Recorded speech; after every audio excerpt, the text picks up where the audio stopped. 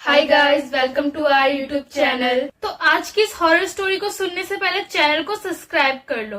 तो चलो आज की खतरनाक सी स्टोरी को शुरू करते हैं। तो कॉलेज लाइफ, स्कूल लाइफ जितनी मजेदार नहीं होती है ना।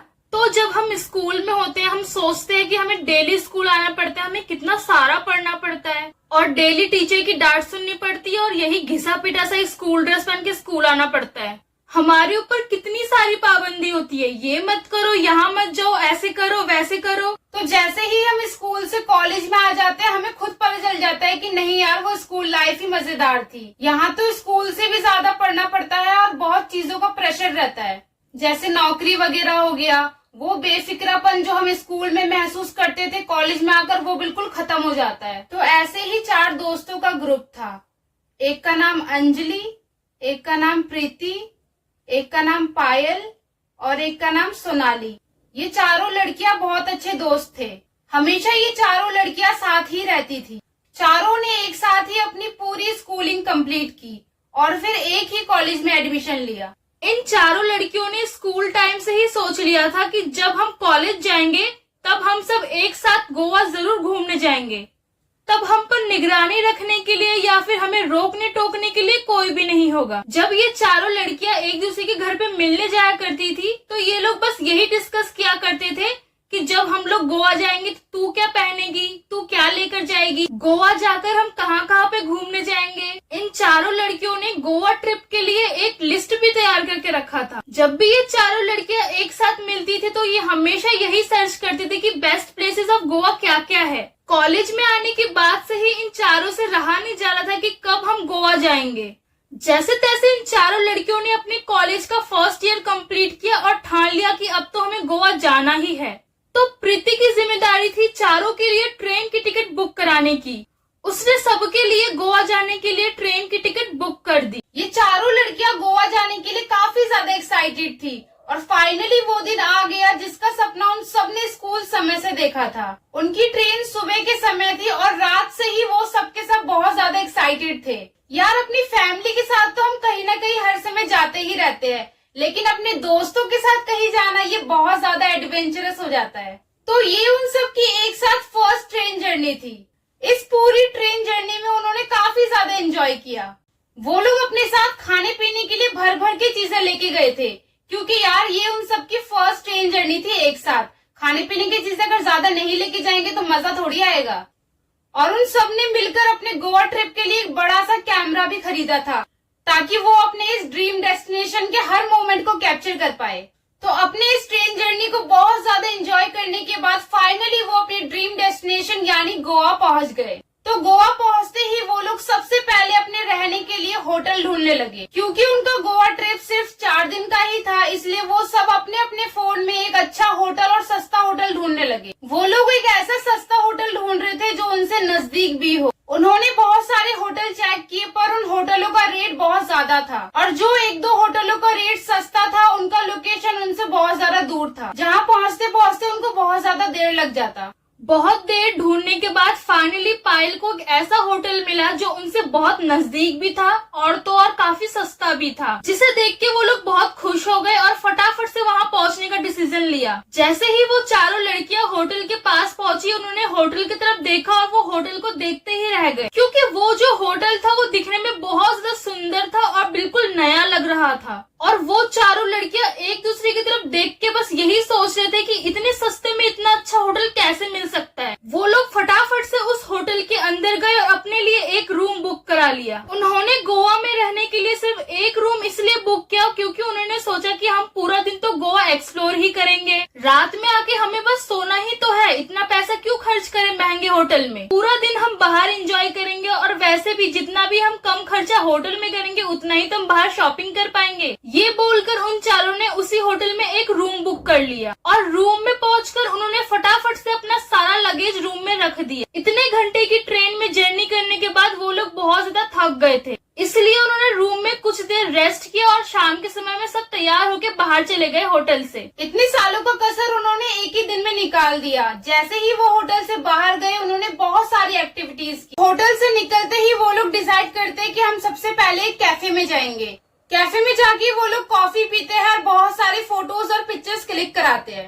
तो पूरा दिन एंजॉय करने के बाद, घूमने घामने के बाद आखिरकार रात को 9-10 बजे तक वो लोग वापस होटल आ जाते हैं। होटल आते समय वो लोग अपने साथ बहुत सारी स्नैक्स भी लेके आते हैं। ऐसा पहली बार था कि वो चारों सहेलियां एक साथ टाइम स्पेंड कर रही थी, इसलिए उन चारों ने सोचा कि आज रात हम बिल्कुल भी नहीं सोएंगे, बल्कि बहुत ज्यादा एंजॉय करेंगे, खाएंगे पिएंगे और बातें करेंगे। उन चारों लड़कियों ने देर रात तक बातें की और सोचने लगी कि कल हम क्या क्या पहनेंगे, कहाँ कहाँ घूमेंगे, और इसी के साथ साथ उन्होंने कई इंटरेस्टिंग टॉपिक पर भी बात की। तो बातें करते करते उन्हें करीब रात के 2-2:30 बज गए थे।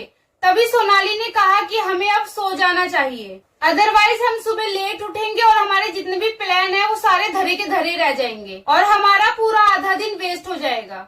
वैसे तो उनमें से किसी का भी मन सोने का नहीं कर रहा था, पर सुबह जल्दी उठने के कारण वो सब सोने लग गए। क्योंकि उनके रूम का बिस्तर काफी बड़ा था, तो उन सभी ने डिसाइड किया कि हम सब एक ही साथ इसी बिस्तर में सो जाएंगे। उन सभी को लेटे हुए करीब आधा घंटा ही हुआ होगा कि अचानक से उन सबको किसी की जोर से रोने की आवाज आती है। क्योंकि उन सभी की नींद अभी कच्ची ही थी, इसीलिए उन सभी को रोने की आवाज काफी साफ साफ सुनाई देती है। इतनी जोर जोर से किसी की रात को रोने की आवाज सुन के वो सारे के सारे सुन्न पड़ जाते हैं। वो आवाज इतनी जोर से थी जैसे मानो कि कोई उनके सिर के पीछे खड़े होकर ही रो रहा हो। वो लोग इतना ज्यादा डर गए थे कि एक दूसरे को उठाना तो दूर, उन्होंने एक दूसरे की तरफ मुड़ के भी नहीं देखा। यहाँ तक कि डर के मारे किसी ने जरा से भी हिलने की कोशिश नहीं की। सबकी नींद पूरी तरह से उड़ चुकी थी, फिर भी सबने अपनी आंखों को कस के बंद कर रखा था। सब लोग बस मन में यही सोच रहे थे कि मैं एक अकेली जगी हुई और सब लोग सो तो नहीं रहे। लेटे लेटे सबके पसीने छूट रहे थे, किसी ने भी अपने मुंह से चू तक नहीं निकाली। लगभग 1 घंटे से वो जोर से रोने की आवाज आ रही थी और वो चारों लड़कियां बिना करवट बदले, बिना हिले, बस पत्थर की तरह सोई हुई थी। ऐसा लग रहा था मानो वो इंसान नहीं पत्थर हो। इतनी खौफनाक सी आवाज में उन लोग के लिए 1-1 मिनट निकालना 1-1 घंटे जितना था। मन ही मन बस वो लोग भगवान जी का नाम ले रहे थे और सुबह होने का वेट कर रहे थे कि कब जल्दी से सुबह होगी और हम इस खौफनाक सी आवाज से बचेंगे। वो चारों लड़कियां इतना ज्यादा डर गई थी कि सुबह होने के बाद भी कोई भी बेड से नहीं उतर रहा था कि कोई बेड से उतरे तो फिर मैं भी उतरूं। धीरे धीरे हर कोई उठ गया और उठने के साथ ही सब लोग एक दूसरे के मुंह की तरफ देखने लग गए। सबके चेहरे की हवाइयां उड़ी हुई थी। सब एक दूसरे को बोलना तो बहुत कुछ चाहते थे, पर कोई कुछ बोल नहीं पा रहा था। सभी उस रात के सदमे से अभी भी उभरे नहीं थे, मानो सबके मुंह में दही जम रखी हो। बहुत हिम्मत जुटाने के बाद आखिरकार प्रीति ने सबसे बोला कि तैयार होकर बाहर चलते हैं। बाकी की तीनों लड़कियों ने बिना किसी सवाल जवाब के सीधा उसकी बात मान ली और वो चारों सहेलियां तैयार होकर होटल से बाहर आ गई। होटल से थोड़ी दूर पर वही कैफे था जिसमें वो लोग पहले भी आए थे, इसलिए वो लोग वापस उसी कैफे में आ जाते हैं। वहाँ पहुंचकर प्रीति ने ना आओ देखा ना ताओ देखा। उसने सबसे पहले अपने सहेलियों से एक ही सवाल पूछा कि क्या कल रात को तुम्हें किसी के बहुत जोर से रोने की आवाज सुनाई दे रही थी? उसके सारे दोस्तों ने तुरंत हाँ में हाँ मिलाया। तभी सोनाली ने कहा, कल रात डर के मारे मुझे तो नींद ही नहीं आई। उसने कहा, हम एक काम करते हैं ना, हम इस होटल से चेकआउट कर लेते हैं, कोई और दूसरा होटल ढूंढ लेते हैं। तभी पायल ने कहा, नहीं यार, तुझे तो पता है ना कि हमें ये होटल कितनी मुश्किल से मिला है, वो भी इतने सस्ते रेट पर। इतने सस्ते रेट में हमें इस जगह पे और कोई अच्छा होटल नहीं मिल सकता। और वैसे भी अगर हम अभी होटल ढूंढने लग जाएंगे तो हमें ये भी नहीं पता कि हमें होटल मिलेगा भी कि नहीं मिलेगा। और वैसे भी हमारे पास इतना भी पैसा नहीं है कि हम होटल के पीछे इतना पैसा खर्चा करें। इससे अच्छा कि हम इतने साल बाद गोवा आए तो एंजॉय करने में अपना पैसा खर्चा करें। और वैसे भी तुझे पता है ना कि इस जगह में सबसे नजदीक यही एक होटल था जो हमें इतने सस्ते पे मिला है। हो सकता है वो आवाज होटल के पास वाले जंगल से आ रही हो, वो रोने की आवाज किसी जंगली जानवर की भी तो हो सकती है। और वैसे भी 4 दिन की ही तो बात है, उस होटल में बस हम 4 थोड़ी है, और भी तो बहुत सारे लोग हैं, इसलिए डरने की बिल्कुल भी जरूरत नहीं है। इसलिए बाकी लड़कियों ने भी सोचा कि हाँ बस 4 दिन की तो बात है, इसमें अब क्या होटल चेंज करें।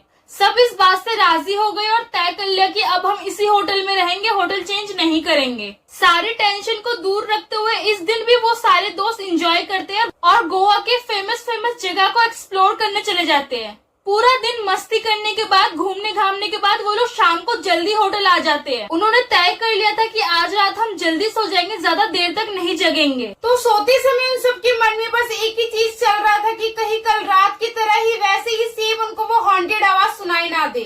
लेकिन इस रात उनको कोई भी आवाज नहीं आती है और वो सब चैन की नींद सोते हैं। करीब आधी रात को पायल की नींद खुल जाती है क्योंकि उसे वॉशरूम जाना था। क्योंकि बाथरूम उनके रूम में ही था, इसलिए पायल बिना किसी को कुछ भी बताए फटाफट से वॉशरूम जाने लगती है। जैसे ही पायल बाथरूम जाने के लिए हिली तो अंजलि की आँख खुल जाती है और वो देखती है कि पायल बाथरूम की ओर जा रही है। अंजलि जगी हुई थी और वो पायल के आने का वेट कर रही थी। अंजलि ने सोचा 10 मिनट से ज्यादा हो गए हैं, पायल अभी तक आई क्यों नहीं। रूम की खिड़की से बहुत तेज हवा आ रही थी, इसीलिए पायल ने खिड़की की ओर देखा और वो क्या देखती है,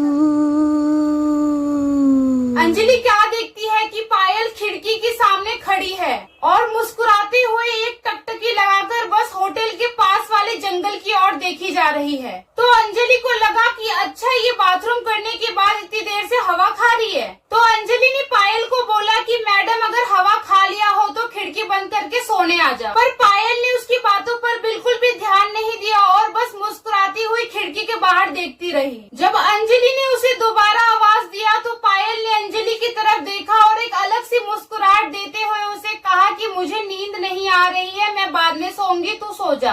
अंजलि ने उससे कहा कि ठीक है तू हवा खा, मैं सो जाती हूँ, लेकिन थोड़ी देर बाद तू जरूर सोने आ जाइयो। ये बोलते ही अंजलि सोने लग गई। करीब 1 से 1.5 घंटा हो गया था। पायल उठ जाती है ये देखने के लिए कि अंजलि अभी तक आ गई है या अभी भी हवा ही खा रही है। जैसे ही अंजलि करवट बदलकर पीछे मुड़ के देखती है, वो क्या देखती कि पायल तो बिस्तर पे है ही नहीं। उसने खिड़की की तरफ देखा पर वहाँ पर पायल नहीं थी, तो वो फटाफट से अपने बिस्तर से उठती है और बाथरूम की तरफ जाने लगती है। उसने क्या देखा कि बाथरूम का दरवाजा खुला हुआ है और पायल वहाँ पर भी नहीं है। फिर अंजलि फटाफट से खिड़की की ओर गई और जैसे ही उसने खिड़की से बाहर झांका, उसकी नजर होटल के पास वाले जंगल पर पड़ी और जैसे ही उसने जंगल की ओर ध्यान से देखा और उसने वहाँ जो देखा उसे देखकर अंजलि के रोंगटे खड़े हो गए और वो बिल्कुल सुन्न पड़ गई। तो गाइस ये था इस हॉरर स्टोरी का पार्ट 1। पार्ट 2 में आपको जानने को मिलेगा कि आखिर अंजलि ने उस जंगल में ऐसा क्या देख लिया कि उसके रोंगटे खड़े हो गए और पायल उस रूम से कहाँ गायब हो गई। तो पार्ट 2 देखने के लिए चैनल को सब्सक्राइब करो, लाइक करो, शेयर करो और कमेंट करो। हम आपसे मिलेंगे नेक्स्ट वीडियो में, तब तक के लिए बाय।